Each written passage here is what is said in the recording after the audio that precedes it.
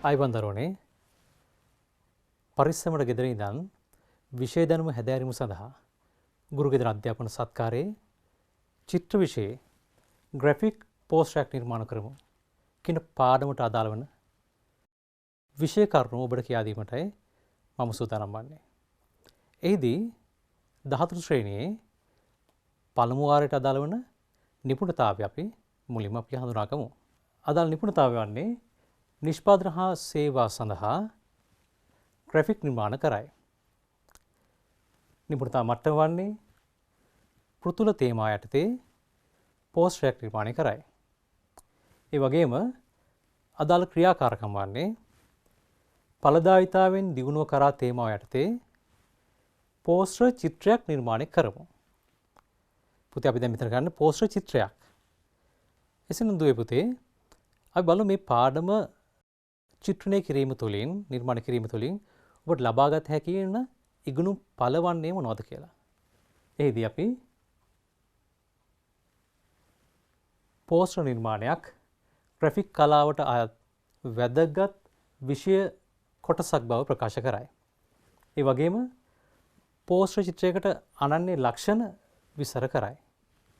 ඒ වගේම තේමාවට අදාළ වන සංකේත සහ අක්ෂර තල අවකාශ භාවිතා කර පෝස්ටර් චිත්‍ර සැලසුම් කරයි. ඒ වගේම sannivedanaartha මතුවන අයුරින් උචිත වර්ණ මාධ්‍ය හා ශිල්පකම භාවිතා කරයි. ඒ වගේම පෝස්ටර් නිර්මාණයක් අගයයි රස විඳි. මෙන්න මේ කියන කරුණු කාරණා තමයි පුතේ මේ පාඩම ඔස්සේ ඔබ දැන හඳුනගන්නේ, තේරුම් ගන්නේ. මේ පාඩමට අදාළ වෙන විෂය කාරණා ටික අපි මනවින් තේරුම් ගනිමින් අපි පාඩමට ප්‍රවේශයක් හදාගමු. එහිදී මේ පෝස්ටර් චිත්‍ර තියෙන්නේ ග්‍රැෆික් කියන චිත්‍ර විෂය කාණ්ඩය තුල. චිත්‍ර කලාව තුල තවත් එක් විෂය පතයක්. ඔබ හොඳින් හඳුනන නමුත් ඒ හොඳින්ම නොදන්නා විෂය පතයක් මං කියලා හඳුන්වනවා. මොකද ඔබ පාසලේදී වැඩි වශයෙන්ම ප්‍රකාශන චිත්‍ර, මෝස්තර චිත්‍ර වගේ දේවල් කළාට ග්‍රැෆික් කියන මාතෘකාව තෝරගැනීම ඉතාමත් අල්ප වශයෙන් තමයි තෝරගන්නේ.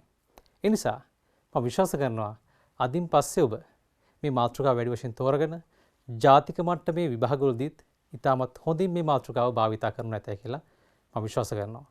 එසේනම් මොනවද මේ ග්‍රැෆික් නිර්මාණ කියලා කියන්නේ? දවටනයක්. ඒ වගේම බහලුමක්. ඒ වගේම අපිට පේනවා පුතේ දැන්වීමක්. ඒ වගේම පොත් පිට කවරයක්.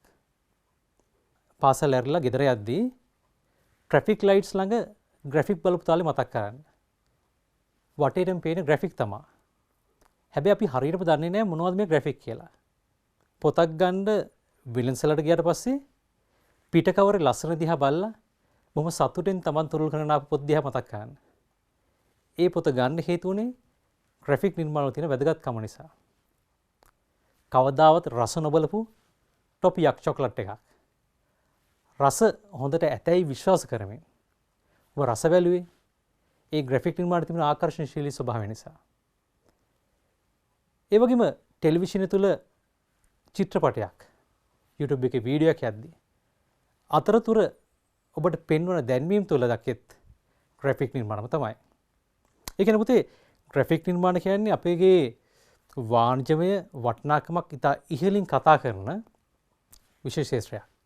විශේෂයෙන්ම චිත්‍ර කලාව තුළ ඉතා ඉහළින් කතා කරන වාණිජමය වටිනාකමක් තියෙන බොහොම යාවත් කාලීන විෂය කොටසක් තමයි පුතේ මේ ග්‍රැෆික් නිර්මාණ කියලා කියන්නේ.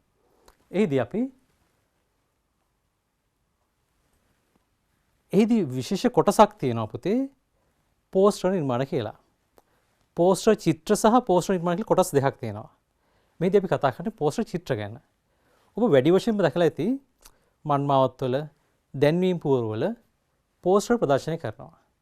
හැබැයි අපි දැන් අද කතා කරන්නේ පෝස්ටර් චිත්‍ර. කාරණා දෙකක් පුංචි වෙනස්කම් කීපයක් තියෙනවා. අපි නිවැරදිව භාවිතා කරොත් හඳුනාගත්තොත් තමයි විභාගය තුල සහ ඔබගේ නිර්මාණකරණය තුල ඉහළ සාර්ථකත්වයක් සඳහා යා හැකියි.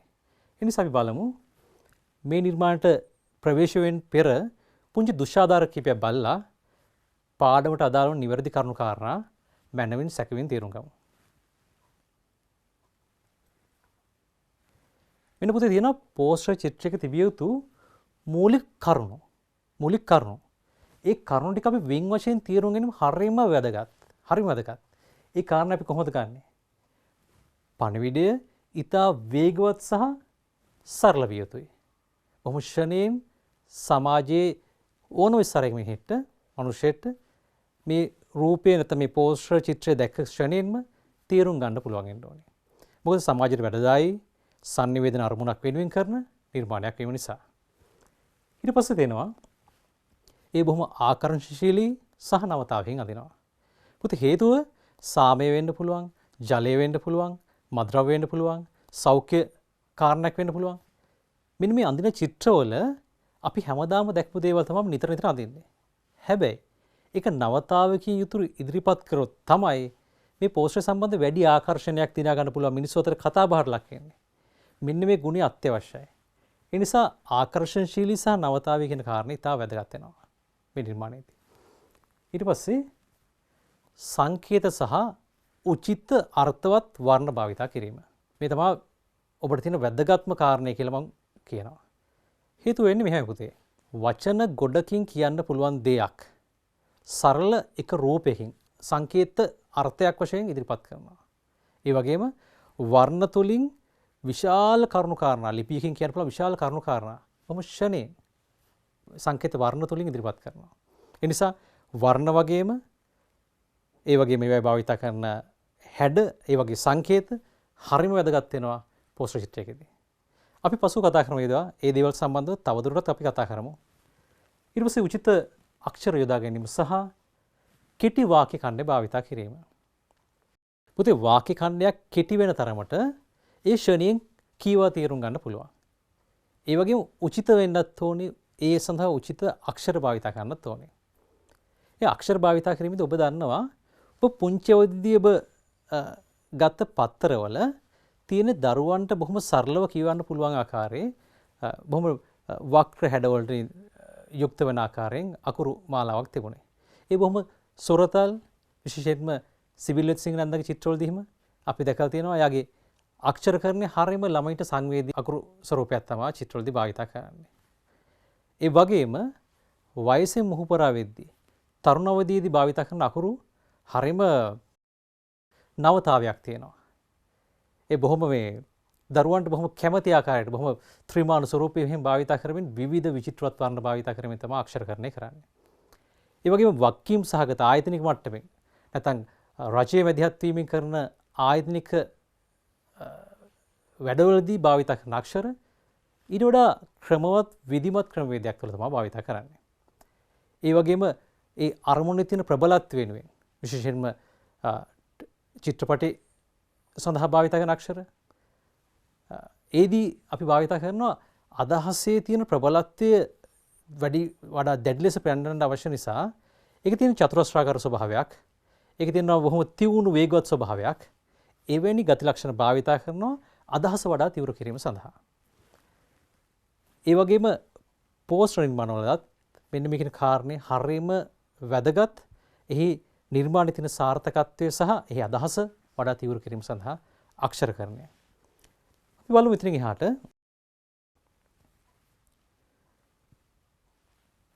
පෝස්ටර් නිර්මාණයේදී භාවිතා වන සංකේත මොනවද කියලා. මම ඔබට කලින් කිව්වා ඒක සම්බන්ධ තවදුරටත් මේ විග්‍රහ කිරීමක් තමයි කරන්නේ. මේ ඔබට ඉතාමත් වැදගත් අපි මේ මතුව කරන නිර්මාණයේදී. බලමු පුතේ මෙතන තියෙනවා විවිධ සංකේත කීපයක්. දංවැලක් තියෙනවා. යකඩ දංවැලක්. ඒ වගේම යකඩ කූඩුවක්. අගුලක්. සුදු පාට පරවියෙක්. ඒ වගේම කපුටෙක්. මිනිස් හිස් කබලක්. ඒ වගේම පලිහක්. ඒ වගේම පුන් කලසක්. පුංචි කාලේ ඉඳන්ම දැකලා තියෙනවා සංකේත භාවිතාව කරමින් විවිධ පෝස්ටර් නිර්මාණ කරලා තියෙනවා. ඔබ දන්නම දේවල් තමයි සුදු පාට පරවිය. මම කතාව කියන්න ඉස්සෙල්ලා ඔබ දන්නවා ඔය සර් කියන්න හදන්නේ නම් සාමය සම්බන්ධව කියලා. ඔබ දන්නවා කෑදරකම් සංකේත කිරීම සඳහා භාවිත කරන සත්‍ය කවුද? අපිට බොහොම ලේසියෙන් කියන්න පුළුවන් කළු පාට කපුටෙක් කියලා. අන්න ඒකත් අපි චිත්‍රයේදී භාවිතා කරනවා ප්‍රබල සංකේතාර්ථයක් වශයෙන්. අන්තරාවයි. කියපු ෂණයෙන් ඔබ දන්නවා.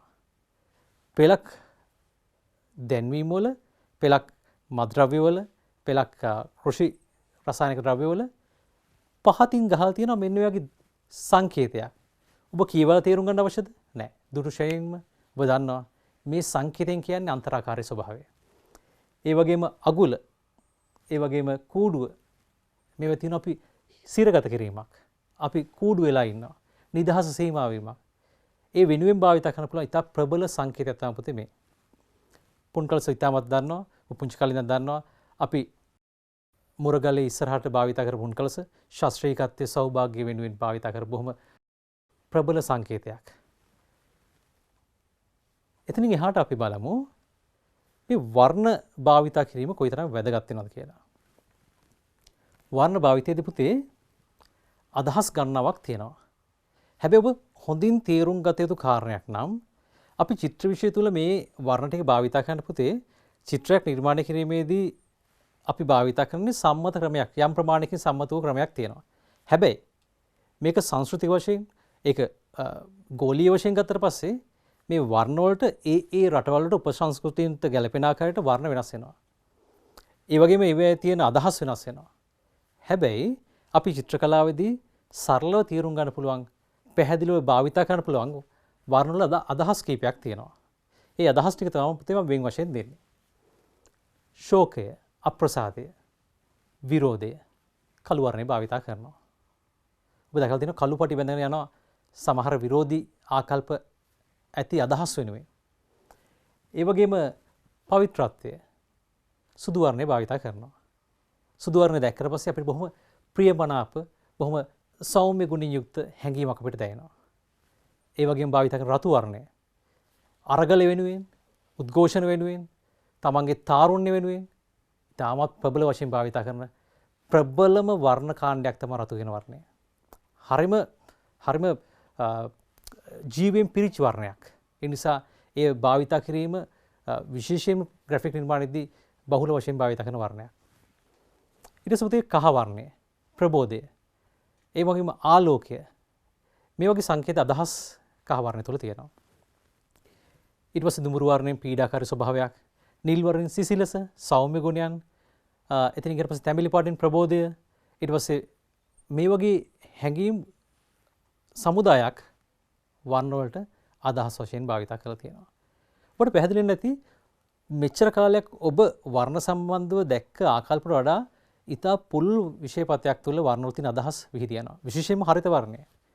ඔබට තේරෙනවා සෞම්‍ය ගුණය කියන කාරණේ නිතතින්ම දැනෙන වර්ණයක් තමයි හරිත වර්ණය, කොළ වර්ණයේ ප්‍රභේද ටික. හරි. මේක ඔබට මම පැහැදිලි සරලයි. එතනින් එහාට අපි යමු දැන්. විවිධ තේමා යටතේ නිර්මාණය වුණු පෝස්ටර් කීපයක් අපි රස විඳිමු. මේ දුෂාදාරකයක් ඇයි හේතු වෙන්නේ? ඔබට පාඩමට යන්න කලින් මේ රූප සටහන් ටික හරියට දැනගත්තට පස්සේ බොහොම පහසුවෙන් සරලව සංකේත මැවේ. ඇයි? ඔබ ඊට කලින් දැක්ක රූප, ඔබ ඊට කලින් දැක්ක පෝස්ටර් ගණනාවක් තියෙනවා. දැන් අපි භාවිත කරන මාතෘකාව වෙනම තියෙනවා.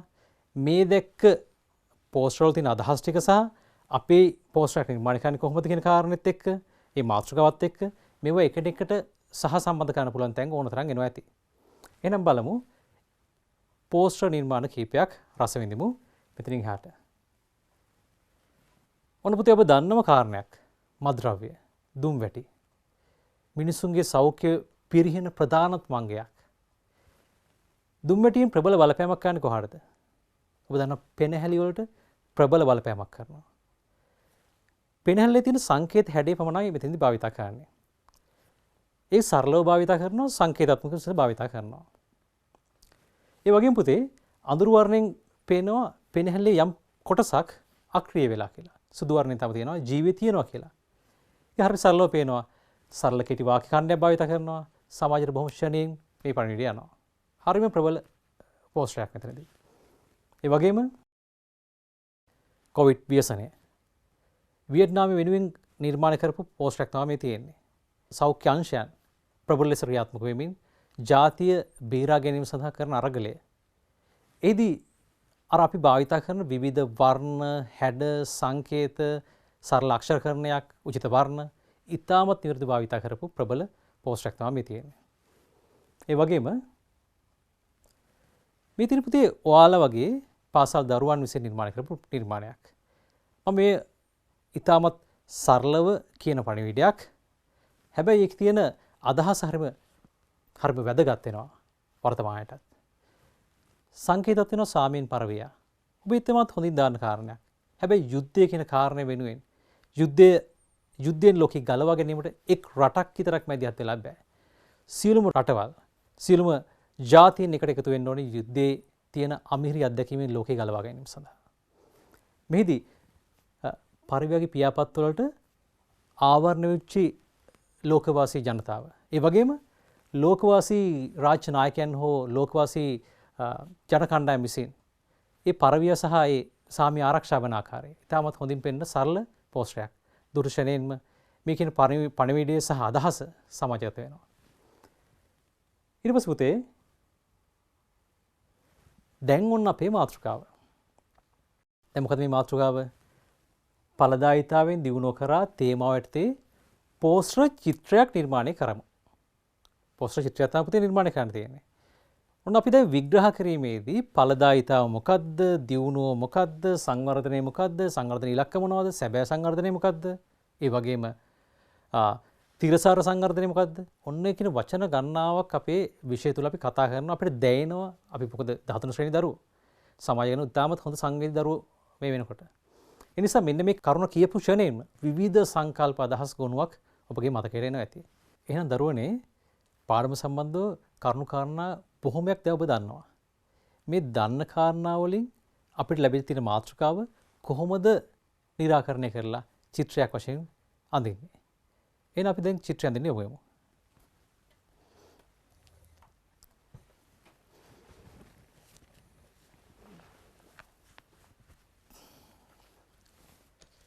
හරි. දැන් පුතේ මේ අපි ග්‍රැෆික් කාණ්ඩය යටතේ කරන නිර්මාණයක් නේ.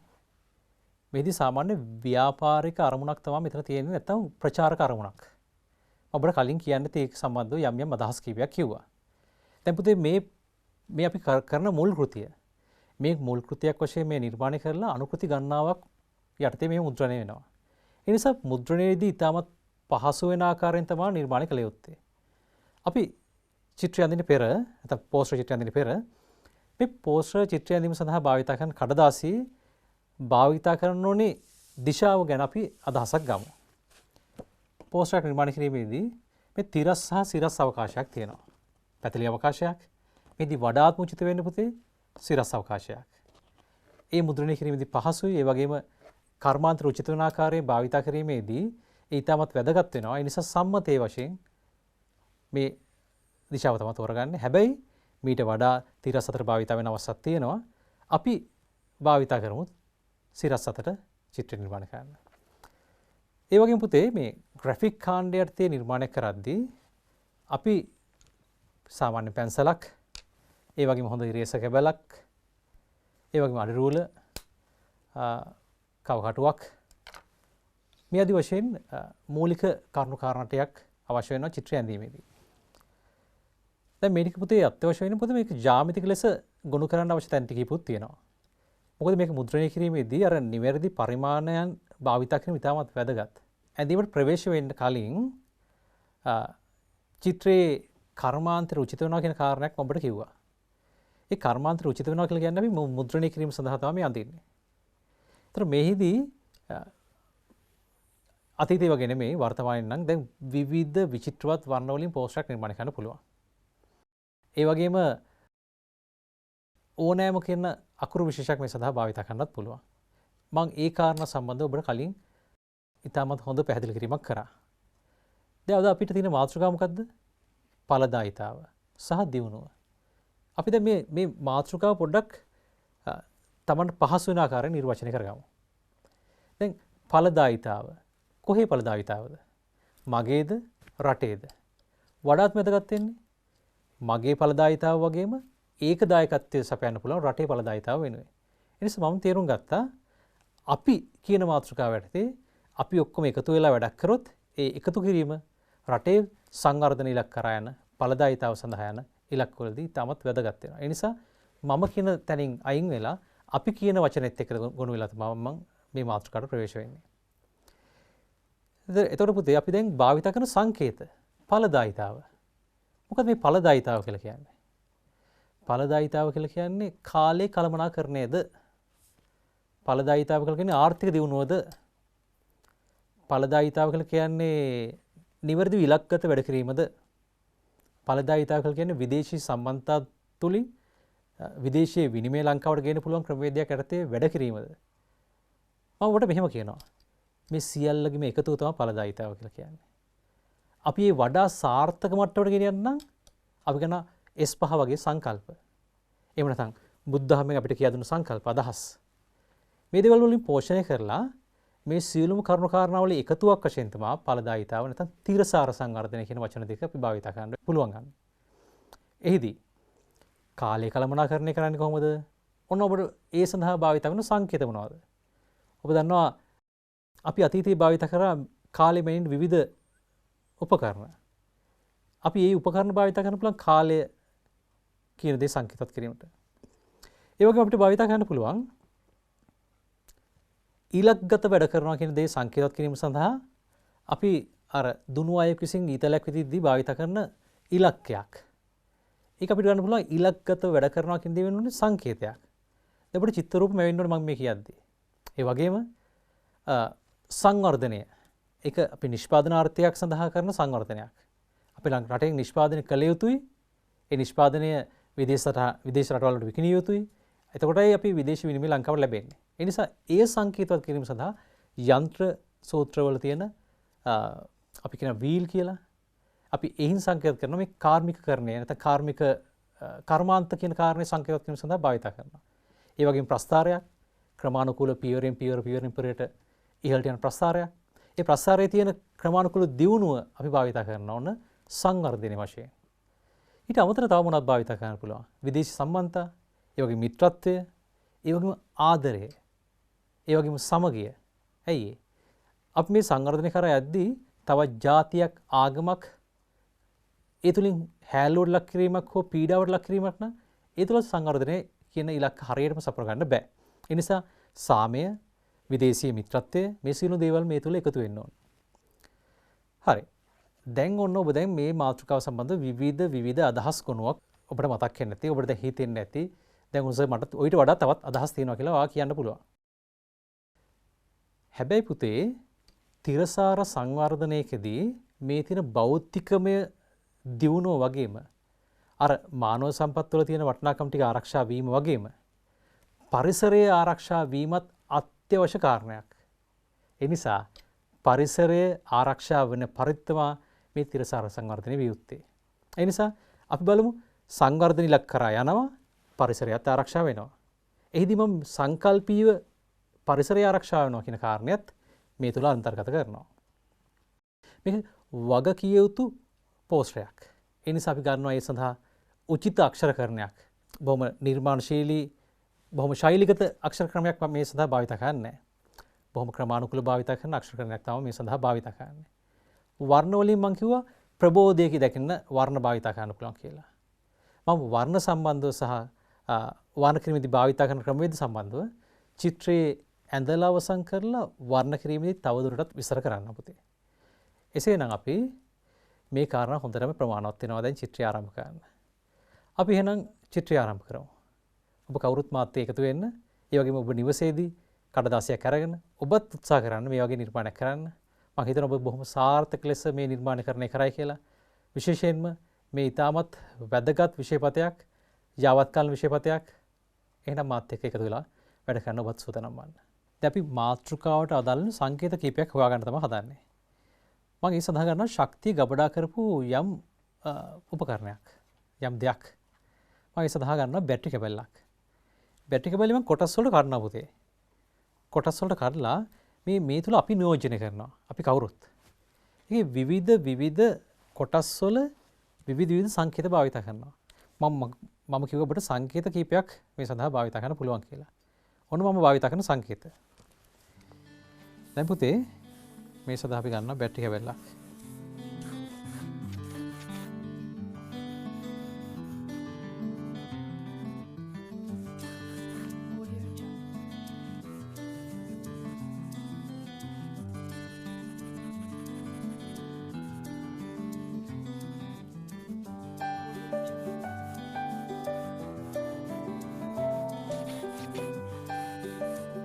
මේ තුළ ශක්තිය ගබඩා වෙලා තියෙනවා. ශක්තිය ගබඩා වෙලා මොනවද දැල් වෙන්නේ? අපි සඳහා ගන්නවා බල්බය. ඒ සඳහා ගන්නවා බල්බයක්.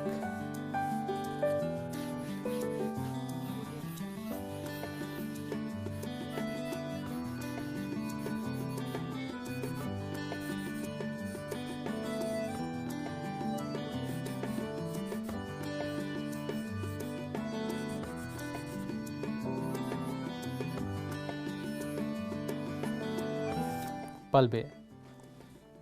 ඒ වගේම සූත්‍රිකාව ලංකාව නියෝජනය කිරීම සඳහා ලංකාවේ තියෙන භූමියේ තියෙන ස්වරූපය.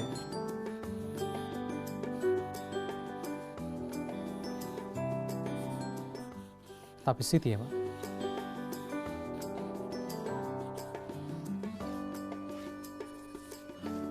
ඒ වගේම අපිට තව ගන්න පුළුවන් අර ඉලක්කගත වැඩ කරනවා කියන කාරණය වෙනුවෙන් මෙන්න මේ වගේ දෙයක් මං කිව්වා අර දුනු විදීමේදී මෙන්න මේ වගේ ඉලක්කයක් තුළ තමයි පුතේ මේ ඊතලය යා යුත්තේ. ඒ නිසා අපි ඊතලෙ පුතේ සඳහා ගන්නවා.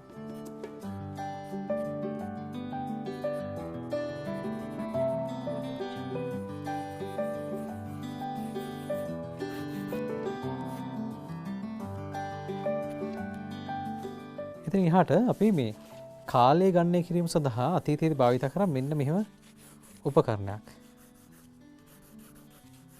ඔබ දන්නවා. වැලි වලින් තමයි කාලය ගණනය කරේ. අපි තව වර්තමානයේදී ඔය කාලය සංකේතවත් කිරීම සඳහා ගන්න ප්‍රබල සංකේතයක් තමයි පුතේ මේක.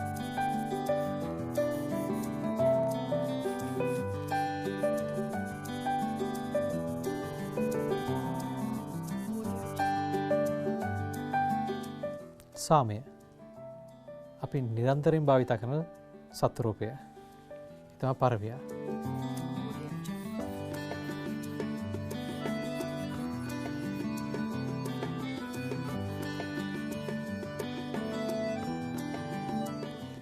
පරවිය. ඒ වගේම අපි කාර්මික දියුණුව වගේ දෙයක් කර්මාන්ත ශාලා කියන කාරණේ අදහස් කරන්න අපි ගන්නවා මෙන්න මේ වගේ වීල්.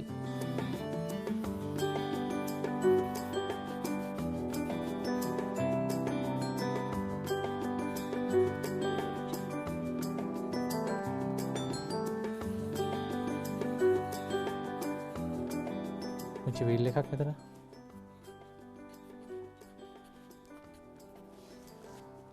ඒ වගේම දියුණුව ප්‍රසාරයක්. ඒ වගේම සංවර්ධන ඉලක්ක කියන කාරණා දියුණුව කරාගෙන ගමන් මාර්ග කියන කාරණේට ඊතලයක්. මේ වගේ පුතේ සංකේත හරිම වැදගත් වෙනවා මේ මාතෘකාව පහසුවෙන් නිර්වචනය කර ගැනීම සඳහා. චිත්‍රමය නිර්වචනයක් සඳහා. ඒ නිසා මම දැන් මෙන්න මේ මම කතා කරපු රූප ටික පෝස්ටර් නිර්මාණයේ නැත්නම් පෝස්ටර් චිත්‍රයේ තියෙන අදහස ප්‍රබල ආකාරයෙන් කියන්න පුළුවන් තායට මනවින් ගොනු කරනවා. බලමු අපි කොහොමද මේ නිර්මාණ ටික චිත්‍රය තුළ මනවින් ගොනු කරන්න කියලා. පුතේ ඔබට කිව්වා මුලින්ම මේ කරන්නේ මුද්‍රණ කාර්ය සඳහා කරන දෙයක් කියලා. මුද්‍රණ කාර්ය සඳහා. ඒ නිසා මේක මේ වටේට තියෙන සීමාව අපි හරිම වැදගත් වෙන මොකද මේක මුද්‍රණයේදී සමහර විට ඒවා කැපී ඉවත් වෙන්න පුළුවන් සීමාවක්. ඒ නිසා මම මේ දිශා හතරෙන්ම ඉහළින් පහළින් දෙපසෙන් අඟලක වැනි සීමාවක් අපි ඉවත් කරගන්නවා. ඒක චිත්‍රය තුළ හොඳට කේන්ද්‍රගත වෙලා පේන්නත් ඕනේ. ඒ නිසා තමයි මම මේ දේ මම කරන්නේ. ඒ වගේ මේ මධ්‍ය ලක්ෂය මම හොයනවා.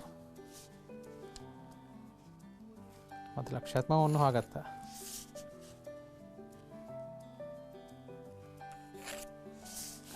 මම දන්නවා මේ මධ්‍ය ලක්ෂයේ මට අවශ්‍ය ප්‍රබලතම දේ නිර්මාණය කිරීම තුළ අදහස වඩා තිවුරු කරන්න පුළුවන් කියන කාරණය. ඒ නිසා මම එහිදී යම් රූපයක් භාවිත කරන්න මම දැන් තීරණය කරලා තියෙනවා. ඔන්න මම අර කිව්ව බැටරිය නැත්නම් අපි කියන විදුලිය හෝ ශක්තිය ගබඩා කරපු ද්‍රව්‍ය. ඒ මම ගන්නවා මෙන්න මෙතනට මේ ඉස්සරහට. පහළ ඉස්සරහට. මම පොතේ චිත්‍ර ඇඳීමේදී මම අවශ්‍ය කාරණා ටික බොහොම සරල හැඩවලින් අඳ ගන්නවා. බොහොම වේගයෙන් මොකද මම කාලය අත්‍යවශ්‍යයි. විභාගය හැම්මෙන්නේ පැය 3කයි කෙටි කාලයක්. බොහොම සාර්ථක නිර්මාණයක් කරන්නත් අවශ්‍යයි. ඒ නිසා මම කරන වැඩේ ටිකක් වේගෙන් තමයි මේ දල රේඛා අධ්‍යයනයන් ටික කරන්නේ. පරිසර නියෝජනය කිරීම සඳහා ශාක පත්‍ර කිහිපයක්. මම මේ බැටරි මම කොටස් වලට බෙදා ගන්නවා කියලා. හේතුව මොකද? මට අවශ්‍ය වෙන කාරණා ටික වෙන් වෙන් වශයෙන් මේ ඇඳලා පෙන්වීම නිසා, පෙන්වීමට අවශ්‍ය නිසා. හරි. දැන් ඔන්න මම අර කිව්ව ප්‍රබලම සංකේතය. මම කිව්ව ඵලදායීතාව කාගේ ඵලදායීතාවද? මුළු රටේම ඵලදායීතාව. කවුද ඒ සඳහා දායකත්ව වෙන්නේ? අපි. මේ අපි දායකත්ව වෙන සීමා තමයි මෙතන අපි අඳින්නේ. ඒ වගේම ඔන්න මම ඵලදායීතාව නැත්නම් දියුණුව නැත්නම් අපි ජයග්‍රහණය වගේ දේවල් සංකේතත් කරන මම සංකේතයක් භාවිත කරනවා කියලා කිව්වා. ඒ තමයි විදුලි බල්බය. නැත්නම් ආලෝකය. ආලෝකයේ සංකේත කිරීම සඳහා භාවිත කරන බොහොම ජනප්‍රිය රූපයක්. නැත්නම් අපි කියන්නේ ජනප්‍රිය හැඩයක්. සංකේතයක්. මේ තියෙන පුතේ. ටිකක් තව ටිකක් ප්‍රමාණයක් විශාල කළාන්ද. ඔන්න මේ බල්බය තුල තියෙන සූත්‍රිකාවක්. ඒ සූත්‍රිකාව සඳහා මම භාවිත කරන්නේ අපේ රටේ තියෙන භූමියේ තියෙන භෞතික ස්වභාවය. ඒ නිසා මම ඔන්න නැත්නම් අපි කියනවා අපි මැප් එක කියලා කියන්නේ. ඔන්න මම ලංකාවේ තියෙන ස්වභාවය අඳිනවා සරලවම කාටත් තේරුම් ගන්න පුළුවන් ක්‍රමයට. ඔන්න ත්‍රිකෝණමලය, මඩකලපුව, කොළඹ, මන්නාරම් මෙන්න යාපනයේ මෙන්න ලංකාව ඇඳා. මේ සූත්‍රිකාව සඳහා මම ගත්තේ ලංකාව. ඒතකොට මේ දැල් වෙන්නේ පුතේ මෙන්න මේ. මේ දැල් වෙන්නේ මොන කොටස්ට එකතු වෙනවද? මේ පහලින් තියෙන බැටරියේ තියෙන විවිධ කොටස් වල තියෙන ශක්තියින් තුලින් තමයි මේ බල්බේ දැල් වෙන්නේ. ඒ දැල්වීමේදී මම බොහොම සරල චිත්‍රවලදී අපි භාවිත කරන පුතේ බොහොම සරල හැඩතල භාවිත කරනවානේ. ඒ නිසා මම මෙතන වයරය සඳහා බොහොම නිර්මාණශීලී හැඩයක් භාවිත කරනවා. බොහොම රේඛාවේ තියෙන රිද්මිය කියන කාරණා ආරක්ෂා වෙන්න, චිත්‍රමය ගුණයෙන් ආරක්ෂා වෙන්න, බොහොම සරලව යන්න කියන කාරණේ පේන්න. ඔන්න මේක එක කොටසකට මේ බැටරි එක අන්තයක් සම්බන්ධ වෙලා තියෙනවා. ඒ වගේම අනිත් අන්තය සම්බන්ධ වෙනවා මෙතනින්. මම මේ අන්තය සම්බන්ධ වුණා කියන කාරණේ සරලව සංකේතවත් කරනවා මිසක් පුතේ මේක තාක්ෂණ අනුකූලව කොහොමද සම්බන්ධ වෙන්නේ? මෙතන ඊයන් තියන්න ඕනද? ඒ වගේ ලොකු අදහස් වලට යන්න අවශ්‍ය වෙන්නේ නැහැ. සරල සංකේත පමණයි. දැන් කෙනෙක්ට කියන්න පුළුවන් මේ බැටරියක් අස්සේ කොහොමද මිනිස්සු ඉන්නේ කියලා. අපි මේ සරලව මේ සංකේතාර්ථයක් විතරයි මෙතන කරන්නේ. ඒ නිසා වුණ අපි මෙතෙන්දී අපි බැටරි එක් දිශාවක් එක අන්තයක් මෙතනින් පෙන්නුවා, එක අන්තයක් මෙතනින් පෙන්නුවා. ඒ අන්ත දෙකේම එකතුව නැත්නම් සම්බන්ධ වෙන්නේ බල්බයට. ඒ බල්බය තුල තියෙන සූත්‍රිකාවර ගන්නවා ලංකාව. ඔන්න අපි මෙහෙම සංකේතවත් කරගත්තා. ඒ වගේම ඔන්න අක්ෂරකරණය ඉතාමත් වැදගත් වෙන නිසා පුතේ කෙටි සරල වාක්‍යයක් තමයි මේ සඳහා භාවිත කරන්නේ. මම ඒ සඳහා ගත්තා මෙන්න මේ ඉහළ ස්තරය. මෙන්න මේ උඩ තියෙන සීමාවක් වෙන් කරලා තියෙනවා. ඒ සීමාව තමයි මම ඒ සඳහා භාවිත කරන්නේ. මම හිතනවා මේ පාඩම් මාලාවේ අක්ෂරකරණය කියලා වෙනම පාඩමක් ඔබට කියා දුන්නා. ඒ නිසා අක්ෂරකරණය අක්ෂර ලියන්නේ කොහොමද කියන කාරණේ මම පැහැදිලිව කියන්නම්. හැබැයි ඔබට මේ පාඩම් මාලාව දිගින් දිගටම බලා නැරඹුවොත් ඔබට ඒ අක්ෂරකරණය සම්බන්ධ තියෙන පාඩම සම්බන්ධව අදහසක් අරගෙන මේදී ඒ ඵලදායී ලෙස භාවිත කරන්න පුළුවන් වෙයි කියලා මම විශ්වාස කරනවා. හරි පුතේ. ඔන්න දැන් දල වශයෙන් මේ අඳපු රූපය නැත්නම් අපි මේ දල රේඛාධ්‍යයනය රේඛා සටහන මම මේ දෙයක් තුළ තියෙන දුර ඉඳන් මම බලනවා මේක නිතා නිවැරදි කියලා. යම් දිශාවකට හරියට කීනගත වෙලා නැද්ද කියන කාරණේ. මට පේනවා හරිම මේ චිත්‍රයේ බොහොම නිවැරදිව අවශ්‍ය තැන් වලට සැලසුම් සාගතව භාවිත කරලා තියෙනවා. මොකද තව පොඩක් දකුණු පැත්තට තව රූප කීපයක් යොමු වුණා හොඳයි කියලා. මම ඒක තව දුරටත් නිවැරදි කරනවා ඊළඟ අවස්ථාවේදී.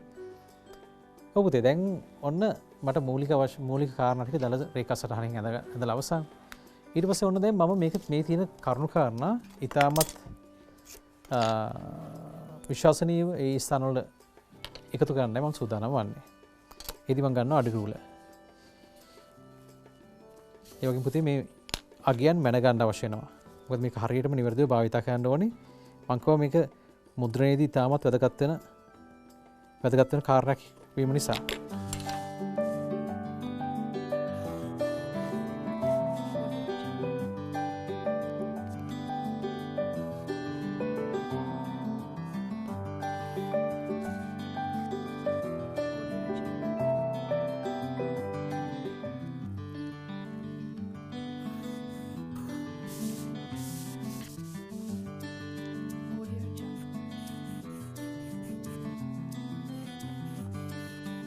පුතේමක් මේක නිර්මාණය කරද්දී වර්ණ කරද්දී විවිධ ශිල්ප ක්‍රම භාවිත කරනවා. නමුත් මේක ඇඳගද්දී බොහොම සරලව මම මේ කාරණා ටික නිවැරදිව මේ තැන්වලදී ඇඳලා අවසන් කරගන්නවා. මම මේ සඳහා ගත යුතු ප්‍රමාණයන් මේකට ගත්ත ප්‍රමාණය මේකට ගත්ත ප්‍රමාණය මෙය එක හා සමානව බෙදාගත්තොත් වඩාත්ම ලස්සනයි. මොකද මේක බොහොම මේ ආකර්ෂණශීලී සහ නිර්මාණශීලී සහ දුටු ශරීරෙම කවුරුත් එක හා සමානව වැළඳ ගන්න පුළුවන් ක්‍රමයට තමයි කරන නිර්මාණයක් වීම නිසා මම ගන්නවා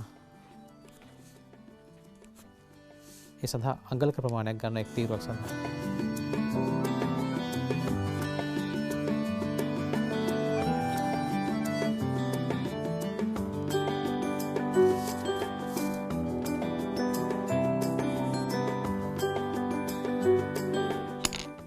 ගන්නවා කවකටුව. ඔන්න මම මෙතනින් තමයි ආරම්භ කරන්නේ. මේ පැත්තේ. මෙන්න අර අපි භාවිත කරන ඉලක්කය.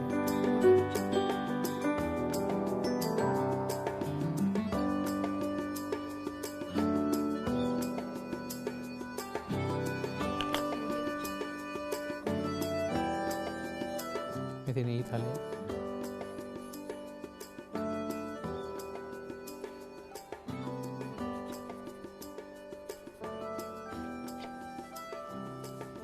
මෙතින කාලෙමන්න කාලය සංකේතත් කිරීම සඳහා ගන්න හැඩේ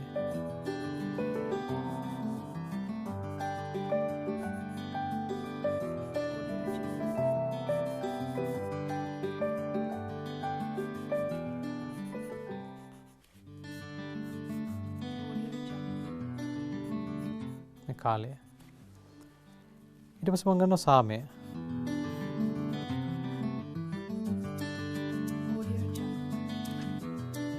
ඒ වගේ විදේශ සම්බන්ධතා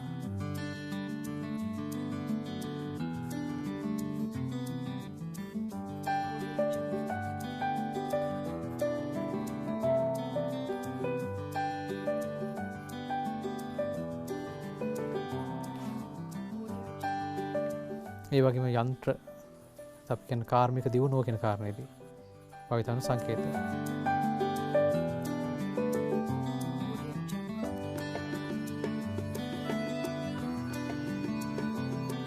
ඒ වගේ ප්‍රස්ථාරයක් තියෙනවා. ඒ ප්‍රස්ථාරය මම පෙන්නනවා ක්‍රමයෙන් පියවරෙන් පියවර දියුණු කරා ගමන් කරපු ආකාරය. එහිදී මම ගන්නවා ඊතලයක්.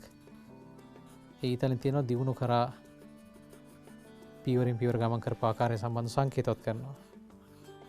මම මෙන්න මේ හරියෙන් ගන්නවා අනිත් වීල් එක. හරි.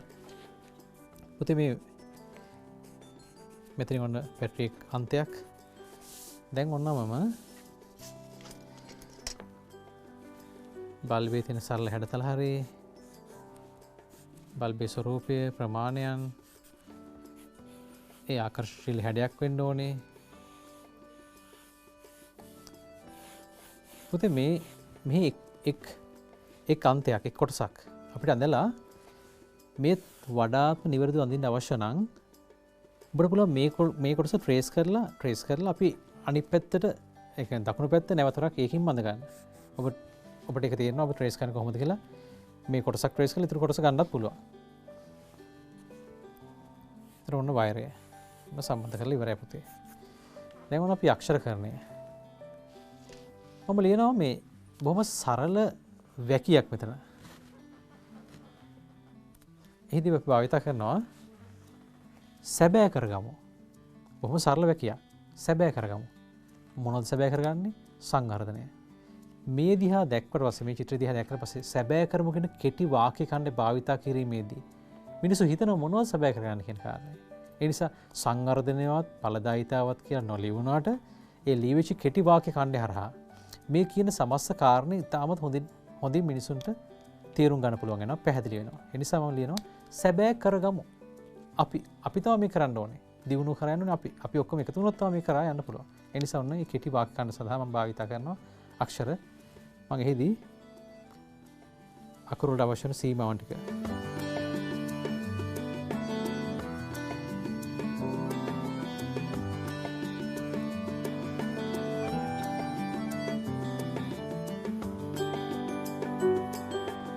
අපි හරි නිවැරදිව භාවිතා කරන කෘතියේ නිවැරදි තැන්වල මොකද අපි අකුරු හරිම නිවැරදිව භාවිතා විය යුතුයි. මම කිව්වා ප්‍රබලම අදහස් වැඩ තිවුරු කරන අංගයක් වශයෙන් අක්ෂර වලට අපි අගයක් දුන්නා.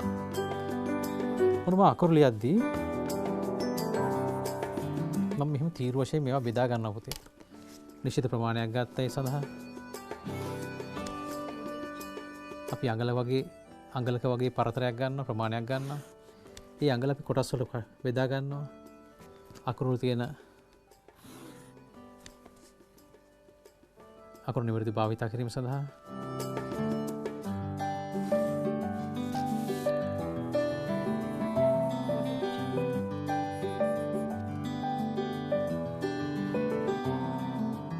සැබෑ කරගමු.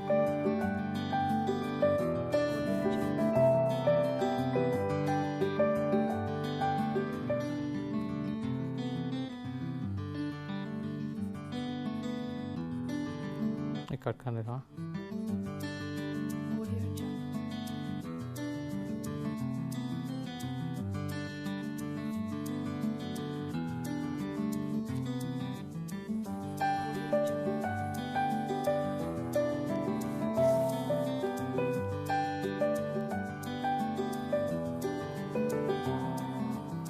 මොනපති මේ අකුරේ මේ කොටස් ඇඳෙන ආකාරය සැබෑ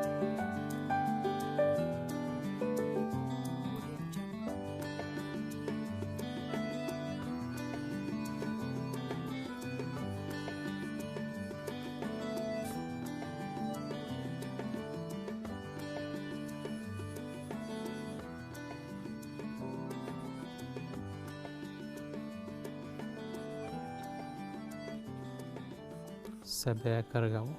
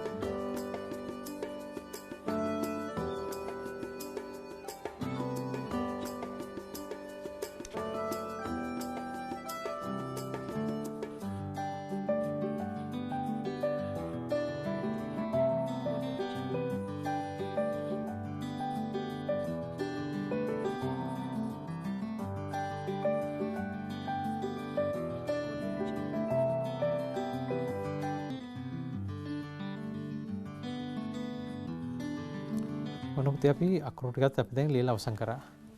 සැබෑ කරගමු. අකුරු තියෙන ඝනකම, අකුරු තියෙන බොහොම වක්කීම් සහගත හැඩ, මේ දේවල් බොහොම මේ චිත්‍රයේ අදහස තීව්‍ර කිරීම සඳහා භාවිතා වෙනවා. මේ තියෙන ඝනත්වය, ස්වභාවය සියලු දේවල් සැබෑ කරගමු. ක්‍රමානුකූල මේ අංගලක තීරුව තුළ මැනවින් චිත්‍රතලයට ගැලපෙන ආකාරයට රූප ටික මම පෙළ ගැසුවා. හරි. අපි දැන් මේක වර්ණ කිරීම සඳහා හොඳින් මේ අනවශ්‍ය පැන්සල් ලිරි කැබලි මකලා ඉවත් කරලා වර්ණ කිරීමට උචිත වන ආකාරයේ චිත්‍රය ඇඳලා අවසන් කරගන්න ඕනේ. මොකද මේක ග්‍රැෆික් නිර්මාණ වලදී අපි චිත්‍රයක තියෙන නිදහස් හැඩතල, නිදහස් පැන්සල් ලිරි, ඒතර වර්ණ භාවිත කරද්දී බොහොම වේගින් හැසුරුපු රේඛා යනාදී ඕන දෙයක් චිත්‍රය තුළදී අපි ඒක නිර්මාණශීලීත්වය කියන කාරණය තුළ නැත්නම් අපේ චිත්‍රයේ තියෙන අගයන් සම්බන්ධව චිත්‍රයේ තියෙන මතු පිට ස්වභාවයන් වයනය ඔය වගේ මූල ධර්මයත් එක්ක පදනම් කරන කතා කළාට පෝස්ටරයක් හැම වෙලෙම පිටන්න ආකර්ෂණශීලී ඒ වගේ මුද්‍රණය කිරීම සඳහා භාවිත කරන්න ඕනේ. මේ ඕන ඉස්සරහ මිනිස්සුන්ට දැනගන්න ඕනේ. ඔන්න ඒ කියන කාරණා ඔබ මතකයේ තබාගෙන තමයි මේ වැඩේ කරන්න ඕනේ. හරි පුතේ. මම ඔන්න මේ සඳහා හොඳ ඉරියසක් කැබල්ලක් අරගෙන මම මේ අනවශ්‍ය කැබල් කොටස් ටික මකලා ඉවත් කරනවා. දැන් ඔබ හිතයි මේ ඔක්කොම මකලා ඉවත් කරනවද සර් කියලා. එහෙම කරන්නේ නැහැ පුතේ. මට පේනවා ඔබටත් මේක ඔබ දැන් 13 ශ්‍රේණියේ දරුවෝ නිසා ඔබ දන්නවා මේ ටික මැකුවට අපිට මේ පේන ඡායා මාත්‍රික හැඩ ටික හොඳටම ප්‍රමාණවත් චිත්‍රේ වර්ණ කිරීමේදී.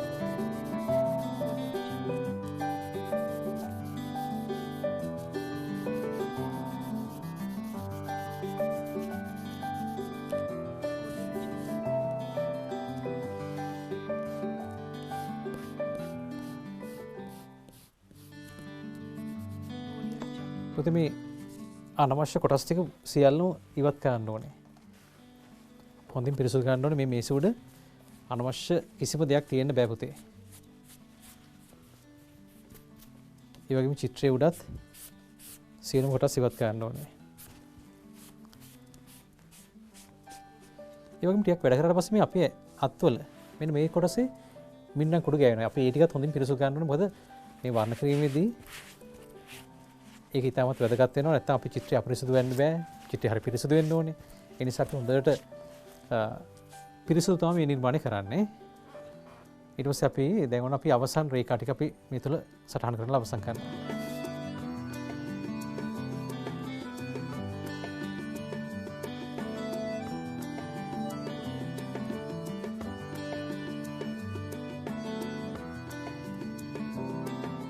මේ තමයි අවසන් වර්ණකයට පෙර චිත්‍රය අවසන් කරන ආකාරය. පුතේ මේ අකුරු ටික මෙහෙම ලියලා ඔබ වෙනම ට්‍රේසින් පේපර්ස් වලට මේක අරගන්න.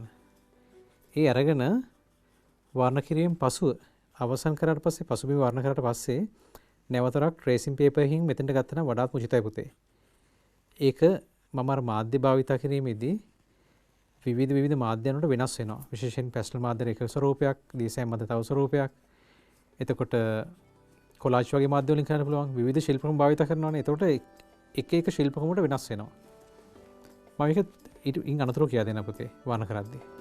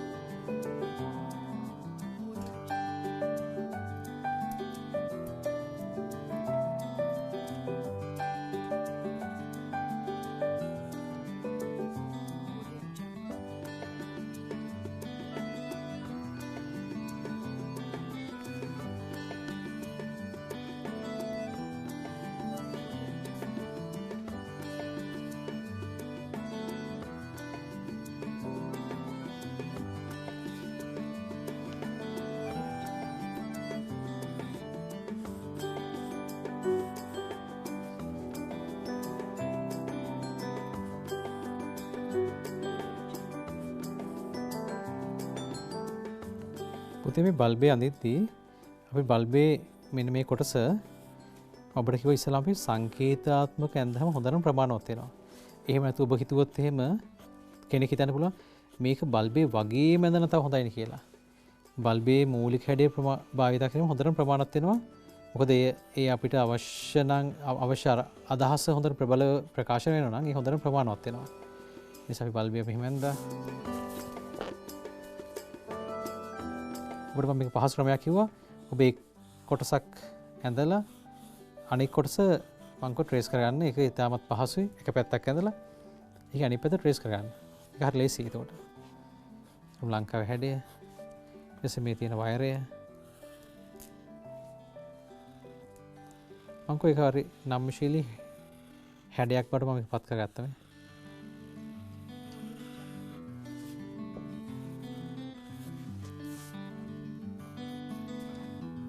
බැටරි එක අන්තයක් අපින ධන සහරින අන්ත දෙක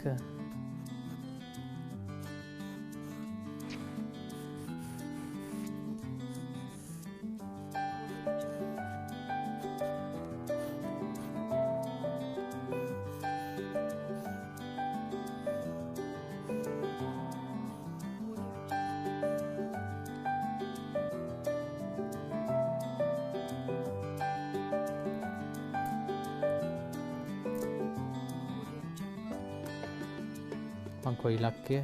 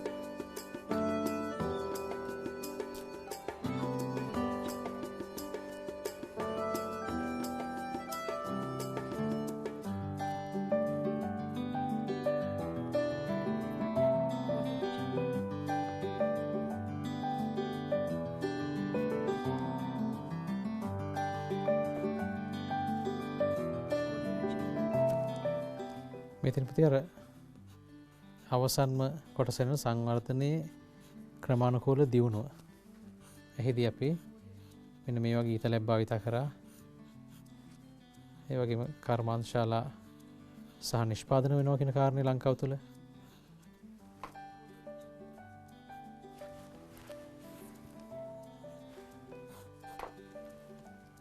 බැටරි අනිත් අන්තය වයරකින් සම්බන්ධ වෙනවා ඔහොම. හරි පුතේ අපි දැන් ඔන්න චිත්‍රය ඇඳලා අවසන් කරා.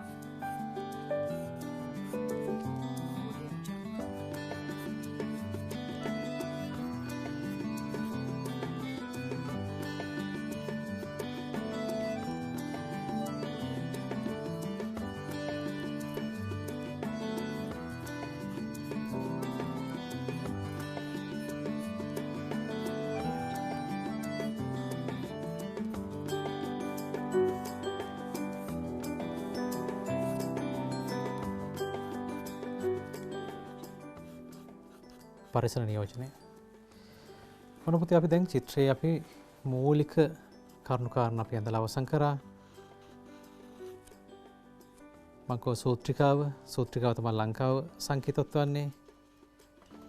මෙන්න පුතේ ලංකාවේ හැඩේ බොහොම ලස්සනට අපි හැඩේ වන්දන ලංකාවේ හැඩේ ඔබට ඉතාමත් හොඳින් මතක ඇති. ඒ වගේම මතක නැත්නම් හරියට කෙනෙක්ට හරියට මදින මතක නැත්නම් යම් රූප සරණක් බලාගෙන අධ්‍යයනය කළා තවදුරටත් පුරුදු වෙන්න පුළුවන් මේ වගේ හැඩතල.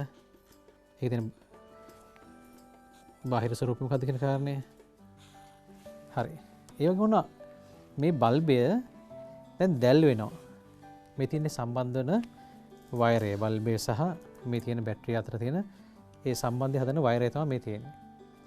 පුතේ දැන් මේ වයරයට මේ බල්බය සම්බන්ධ වුණාට පස්සේ බල්බේ දැල්වීම තමයි සාර්ථකත්වය කියන කාරණයට සඳහා අපි භාවිත කරන්නේ. සාර්ථකත්වය කියන කාරණය වෙනුවෙන් අපි සංකල්පය වශයෙන් ඒ අදහස ගන්නේ ආලෝකය නැත්නම් දැල්වීම කියන දේ. එතකොට මේ බල්බේ දැල්වීම කියන දේ පෙන්වීම සඳහා අපිට වර්ණ කරද්දී අපිට ඒ දිශාවන් වලට මෙන්න මේ වගේ සරල හැඩ වලින් කොටස් කීපයක් හඳගන්න පුළුවන්. ඒ හොඳටම ප්‍රමාණවත් පුතේ. අපිට වර්ණ කරද්දී වන්නම් වර්ණ අඩු වැඩි වශයෙන් මේ අත විසරවන්න පුළුවන්. ඒ වගේම මේක නිකන් පොඩි නිර්මාණශීලී අරුතක් මේකට දීම සඳහා පොඩි අයින්ද්‍රිය හැඩයක්, නිශ්චිත නොවන හැඩයක් මේ සඳහා භාවිතා කරනවා. මට එහිදී මේ එක් සීමාවක් වර්ණ කරලා පෙන්වන්න පුළුවන්, වර්ණවත් වෙලා තියෙනවා කියන එක පෙන්වන්න පුළුවන්. මම එහෙම කරන්නේ එක් දිශාවක්, එක් බාහිර පැත්ත. ඒ ටික අඳුර වෙලා මෙන්න මේ සීමාව ආලෝකමත් වෙලා. මේ ආලෝකය තවදුරටත් විහිදෙන්න අපිට අඳින්නත් පුළුවන්. නමුත් මේ කොටස අපි අඳුර කරලා මෙන්න මේ කොටස ආලෝකමත් කරලා පස්සේ අර චිත්‍රය වෙනුවෙන් අවධානය බොහොම ඉක්මනට යොමු වෙනවා. හරි පුතේ. ඔන්න අපි දැන් චිත්‍රය අපි ඇඳලා අවසන්. පරිසරය, සංවර්ධනය, දියුණුව මේ ආදී සීළු කාරණා එකතු කරලා අඳපු චිත්‍රයක් අපි කියනවා ඵලදායීතාව තුළින් සැබෑ සංවර්ධනය කියන මාතෘකාව. එහෙම තමයි මේ පෝස්ටර් චිත්‍රය නිර්මාණය කරේ. ඒ නිසා මේ කියන සංකල්ප සහ අර්ථයන් වලින් යුක්ත වන ආකාරයට මම මේ චිත්‍රය ඇඳලා අවසන් කරා. මම විශ්වාස කරනවා පුතේ ඔබටත් මේ මාතෘකාවට අදාළ වෙන නැත්නම් 13 ශ්‍රේණියේ පළමු වාරයට අදාළ වෙන පෝස්ටර් චිත්‍ර නිර්මාණය කරන නිපුණතාවයට අදාළ වෙන චිත්‍රයක් බොහොම සාර්ථකව නිවැරදිව ඔබටත් නිවසේ ඉඳන් අඳින්න පුළුවන් වෙයි කියලා මම විශ්වාස කරනවා. ඔබ හිතන්න මීට වඩා ලොකු පරාසයක් තුළ ඔබට හිතෙන්න පුළුවන්. ඒ වගේම බොහොම සරල සංකේත භාවිත කරන අදහස් යොමු වෙන්න පුළුවන්. අපි අනිත් වීඩියෝ එකකින් මේ චිත්‍රය කොහොමද වර්ණ කරන්න කියන කාරණේ මම ඔබට කරලා පෙන්නන්නම්. ඔබත් මේ නිර්මාණය වගේ ඔබ විසින් ඇඳපු නිර්මාණයක් මේ වගේම නෙවෙයි මේ වගේ ඔබ විසින් හිතලා කරපු නිර්මාණයක් ඇඳලා ලෑස්ති වෙන්න අපි ඊළඟ වීඩියෝ එකේදී අපි චිත්‍රය වර්ණ කරන්නේ කොහොමද කියන කාරණේ මැනවින් නිවැරදිව පෙන්වන්න. එහෙනම් දුවේ පුතේ පැයකට ආසන්න කාලයක් මේ පාඩමේ තියෙන විෂය පරාසයන් සහ එහි තියෙන අගයන්, වටිනාකම, එහි තියෙන මාධ්‍ය, එහි තියෙන මුද්‍රණ ක්‍රමවේද, ඊට පස්සේ සඳහා භාවිත කරන සංකේත, වර්ණ මේ දේවල් සම්බන්ධව ඉතාමත් නිවැරදිව ඔබ निराකරණය කරගත්තා තමන් ළඟ තිබිච්ච ප්‍රශ්න ටික. දැන් ඔන්න පුතේ අනිත් දවසේ අපි මේ චිත්‍රය වර්ණ කරන්නේ කොහොමද කියන කාරණේ තමයි කියා දෙන්නේ. මම විශ්වාස කරනවා ඔබත් නිවසේ ඉඳන් මේ මාතෘකාවට අදාළ වෙන චිත්‍රයක් ඇඳලා ඊළඟ වැඩසටහනත් එක්ක සම්බන්ධ වෙයි කියලා. එහෙනම් දැනට අපි මේ පාඩම අවසන් කරනවා. ඔබ සියලු දෙනාටම ආයුබෝවන්.